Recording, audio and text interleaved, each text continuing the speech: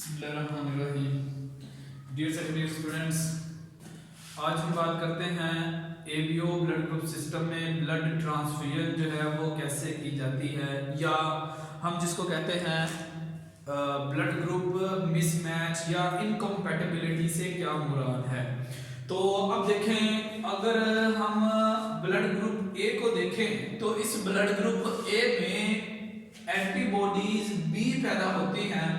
और इन एंटीबॉडीज की मिकदार बहुत ज्यादा है, और इसी ही तरह से जो ब्लड ग्रुप बी है ये एंटीबॉडीज पैदा करता है, जबकि ब्लड ग्रुप ए बी में कोई भी एंटीबॉडीज पैदा नहीं होती और ब्लड ग्रुप ओ में दोनों ही एंटीबॉडीज पैदा होती हैं। अब ब्लड ट्रांसफ्यूजन में ये देखा जाता है कि जो डोनर है, यानी जो डोनर है, और इसी ही तरह से इस डोनर के आरबीसीज के सरफेस पर एंटीजन कौन सा है, और इसी ही तरह से ये नोट किया जाता है जो रेसिपिएंट है, इस रेसिपिएंट के ब्लड में एंटीबॉडीज कौन सी पाई जाती हैं। लिहाजा एंटीबॉडीज और एंटीजन को सिमिलर नहीं होना चाहिए, वरना देखें क्या होगा। सपोज किया कि अगर एक डोनर जिसके आरबीसीज की सरफेस पे फर्ज करे कि एंटीजन जो अटैच है वो ए वाला एंटीजन है, और इसी ही तरह से जो रेसिपिएंट है, जो अपना ब्लड डोनेट कर रहा है वो ए ब्लड ग्रुप का हामिल फर्द है, और इसी तरह से जो रेसिपिएंट है इसको हम देखते हैं। फॉर एग्जांपल फर्ज किया कि इसके आरबीसीज की सरफेस पर जो एंटीजन मौजूद है, सपोज किया इसको हम बी का नाम देते हैं, लिहाजा ये बी है, और इसके जो डोनर है इसकी ब्लड के अंदर मौजूद जो है वो हम देखते हैं कि जो ब्लड देने वाला है उसके ब्लड का ग्रुप ए बनता है, और इसमें जो एंटीबॉडीज है वो बी वाली होंगी, जबकि जो रेसिपिएंट है, ये देखिए ये रेसिपिएंट, इसके ब्लड में भी एंटीबॉडीज होंगी, इनको हम नाम देंगे these are the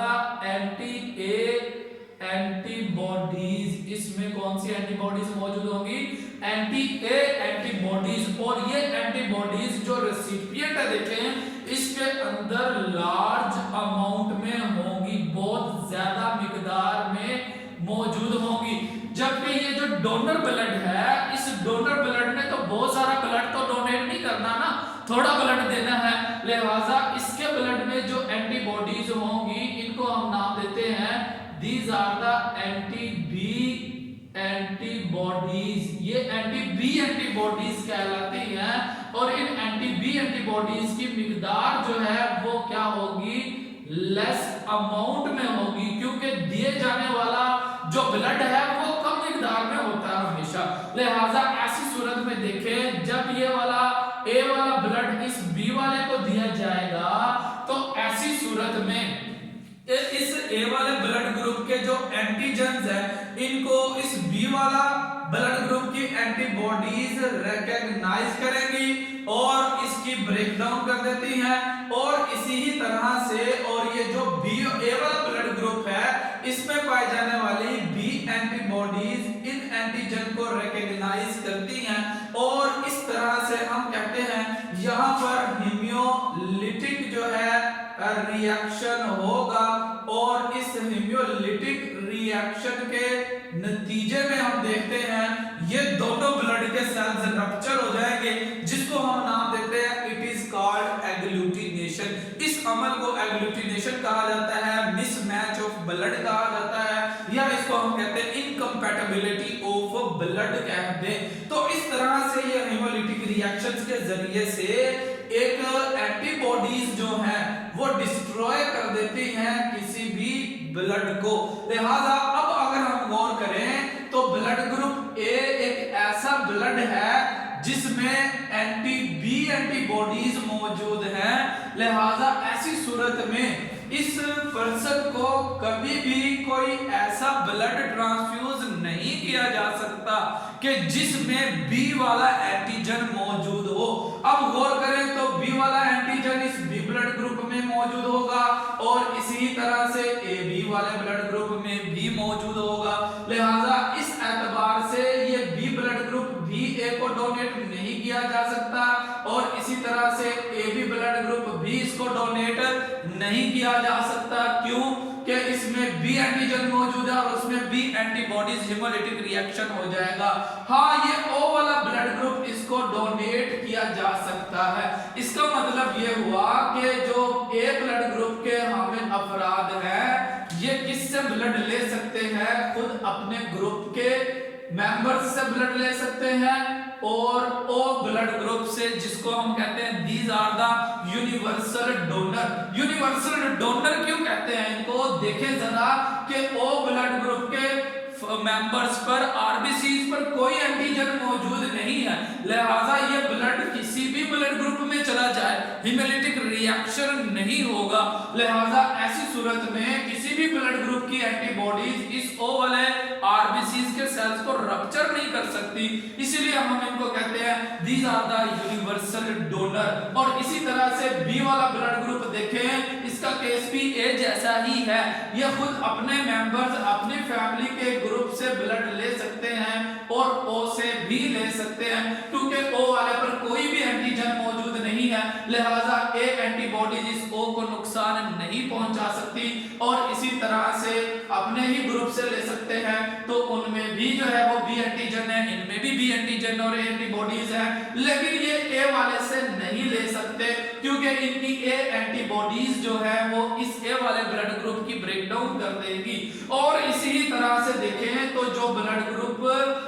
A B के हामिल पर्सन्स है इनमें कोई एंटीबॉडीज तो मौजूद नहीं है, लेकिन अगर ये ए वाले पर्सन से ब्लड गेन करेगी तो इस ए वाले पर्सन की एंटीबॉडीज इस ए बी वाले ग्रुप के आरबीसीज को रप्चर कर देंगी। इस वजह से हम कहते हैं कि ये ए बी वाले हामिल अफराद सिर्फ और सिर्फ हम देखते हैं कि ये अपने ही ग्रुप से ब्लड ले सकते हैं। और इसी तरह से मजीद जो है वो हम देखते हैं ओ वालों को हम कहते हैं these are the universal donor और ए बी वालों को हम कहते हैं these are the universal recipient. अब देखें यूनिवर्सल रेसिपिएंट क्यों कहलाते हैं कि इनके अंदर ब्लड में कोई भी एंटीबॉडीज मौजूद नहीं है, लिहाजा ए वाला एंटीजन वाला ब्लड भी अगर इसमें आ जाए तो ऐसी सूरत में हेमोलिटिक रिएक्शन होने के चांसेस कम होंगे। उसकी रीजन क्या है कि ए वाले ब्लड ग्रुप की बी एंटीबॉडीज इस ए बी वाले ब्लड ग्रुप के सेल्स को डिस्ट्रॉय कर सकती है, लेकिन क्योंकि लेने वाला खून लेस अमाउंट में अगर हो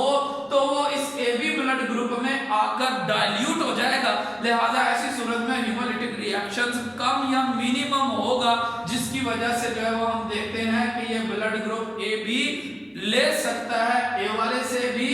बी वाले से भी, खुद अपने ग्रुप से भी और इसी तरह से ओ वाले से भी। इसलिए हम कहते हैं कि ये वाला ए बी वाला जो ग्रुप है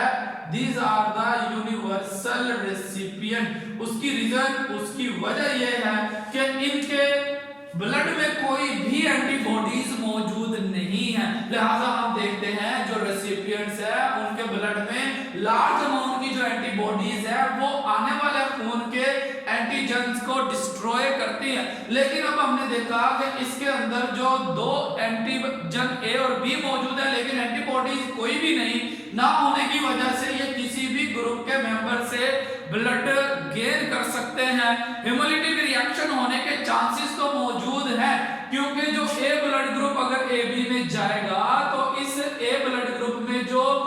बी एंटीबॉडीज हैं वो इस रेसिपिएंट के कुछ ब्लड सेल्स को डिस्ट्रॉय कर देंगी। लेकिन अगर वो डाइल्यूट अमाउंट में, बहुत लेस अमाउंट में डोनेट किया जाए तो हेमोलिटिक रिएक्शन होने के चांसेस रिड्यूस हो जाते हैं। इस तरह से हम कहते हैं these are the universal recipient. इसके बाद हमने देखा था कि अगर हम देखें तो कुछ पर्सन्स ऐसे हैं जिनके सलाइवा में भी जो सिक्रीशन होती है वहां पर ब्लड ग्रुप्स के एंटीजन्स जाता है कि ऐसे पर्सन्स में एक खास डोमिनेंट जीन मौजूद होता है SE, जिसको सिक्रीटर कहते हैं। तो लिहाजा इस सिक्रीटर जीन के सलाइवा के अंदर जो है वो पाए जाने की वजह से वहां पर जो उनके सिक्रीटरी सेल्स हैं, सिक्रीशन पैदा होती है सलाइवरी ग्लैंड से, उन सेल्स के ऊपर भी इस तरह से ABO ब्लड ग्रुप के एंटीजन्स पैदा हो जाते हैं। लिहाजा ऐसे पर्सन्स के ब्लड ग्रुप जो सलाइवा है या अदर बॉडी फ्लूइड्स जो है उनमें भी हम देखते हैं एंटीजन पाए जाते हैं।